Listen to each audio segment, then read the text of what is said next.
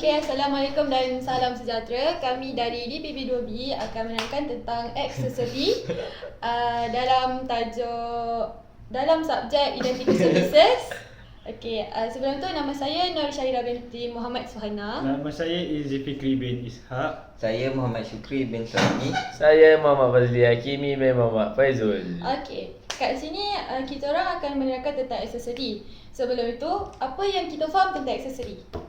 Aksesori ialah peranti selain daripada peralatan yang menggunakan arus, bergabung dengan peralatan yang lain atau dengan pendawai elektrik seperti suis, soket keluaran, pemegang lampu dan sebagainya, kecuali peralatan yang menggunakan bekalan elektrik seperti lampu, motor elektrik dan sebagainya. Okey. Okey, pertama sekali saya ingin menerangkan row ceiling. Row ceiling ialah tempat sambung penamat bagi pendawai tetap. Dari row ceiling akan disambung ke cord untuk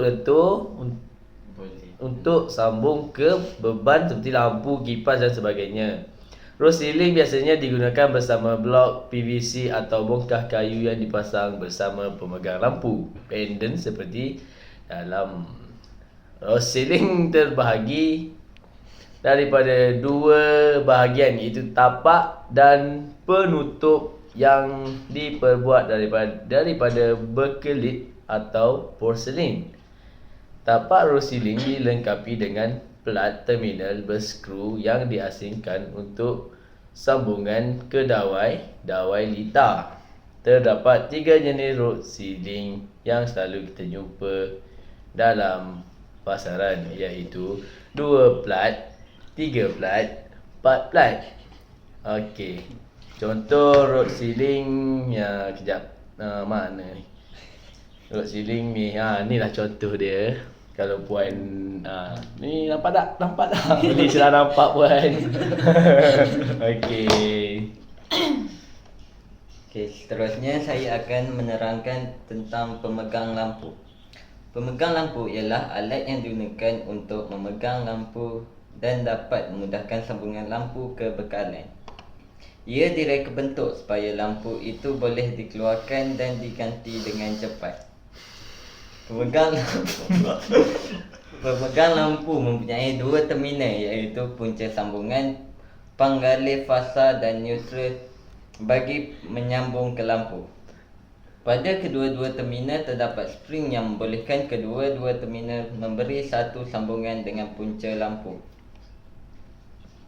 Pemegang lampu diperbuat daripada bahan penebat dari jenis bakelit atau tembikar.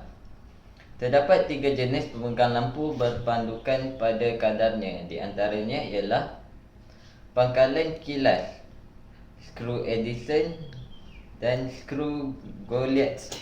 Skru Goliath. Okey, ini adalah gambar contoh pemegang lampu. Contoh gambar. Okey. Typo.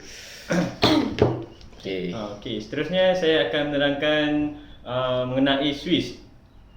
Suis ialah satu alat tambah yang boleh memutuskan dan menyambungkan litar elektrik secara manual, sama ada secara terus atau melalui perantaraan tali atau tangkai pada arus normal litar itu. Suis juga mestilah mampu menahan arus lebih akibat beban yang berlebihan atau litar pintas. Terdapat beberapa faktor penting yang perlu diambil kira dalam membuat pilihan sesuatu jenis suis. Faktor-faktor tersebut ialah seperti arus ketahanan suis hendaklah sekurang-kurangnya sama dengan arus litar. Jika suis biasa hendak digunakan sebagai suis pengawal lampu nyah cas, suis tersebut hendaklah dikadarkan kepada 2 kali ganda arus biasa di litar itu. Suis itu juga hendaklah sesuai dengan tempat, jenis pendawaian dan keadaan suhu sekeliling tempat ia hendak dipasang. Suis itu hendak sesuai untuk menjalankan fungsi dan kawalan yang dikehendaki. Ini adalah gambar contoh suis. Contoh gambar suis. Okey, siapa? Sila. Okey, seterusnya tentang soket alur keluar. Ataupun Okey. soket outlet. Okey, atau lebih atau famous didengari sebagai soket outlet. Okey, soket alur keluar ialah alat yang mempunyai beberapa sesentuh pembawa arus dan digunakan untuk membolehkan alat elektrik mudah ada seperti radio, kipas meja, lampu meja dan lain-lain disambungkan ke litar kecil akhir untuk menerima bekal elektrik dengan menggunakan alat yang sesuai. Okey, soket alur keluar boleh dibahagi kepada dua jenis, iaitu soket alur keluar 2 pin dan soket alur keluar 3 pin. Contoh soket. Contoh soket. Sekejap ni. Contoh soket outlet. Okey, terima kasih cikgu. Palang plug.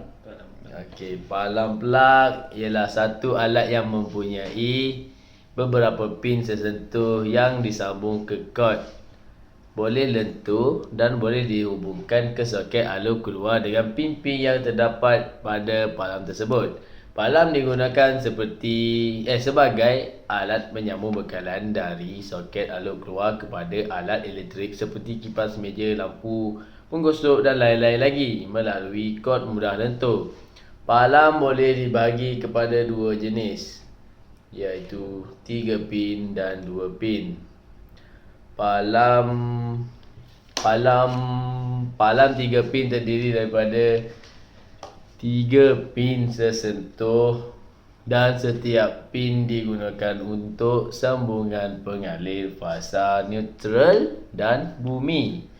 Setiap pin pada palang 2 pin pula digunakan untuk sambungan pengalir fasa neutral. Saiz piawai bagi palang mengikut piawai British adalah sama dengan saiz piawai soket alur keluar. Palang rasanya Okey, kita teruskan dengan kotak fuse. ni lah palang. Okey. Ada puan. Sorry. Palang pelak. Plug. Okey. Okey, kotak fuse agihan. Kotak fuse agihan merupakan tempat agihan punca bekalan kepada litar kecil akhir. Kotak fuse agihan ada diperbuat daripada kayu dan juga logam bergantung kepada kesesuaian.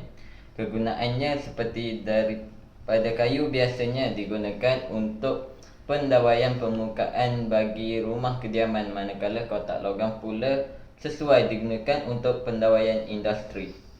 Terdapat dua jenis kotak fuse agihan yang biasa digunakan dalam kerja pemasangan itu. Kotak fuse agihan satu fasa yang dibekalkan dengan voltan 240 volt. Kotak fuse agihan 3 fasa yang dibekalkan dengan voltan 415 volt. Okey, seterusnya saya akan menerangkan tentang penyambung. Penyambung ialah alat tambah yang digunakan untuk menyambungkan pengalir atau digunakan untuk menyambungkan pengalir atau kabel secara sambungan mekanik. Gambar penyambung. Menyambung. Gambar penyambung. Mana ni? Tunggu jap Ni pun. Nyambung.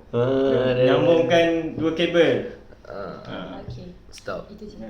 Sekian, terima kasih. Jumpa lagi puan. Bye. Salah silap. Maaf ya puan.